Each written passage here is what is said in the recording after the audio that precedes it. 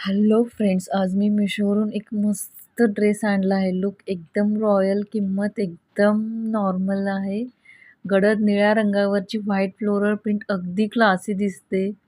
Indigo block प्रिंटचा touch आहे, जो कधीच आउट ऑफ फॅशन जात नाही. ऑफिसला घाला किंवा मैत्रिणींसोबत कॉफीला जाताना हा ड्रेस घाला, तुम्हीच सेंटर ऑफ अट्रॅक्शन राहणार.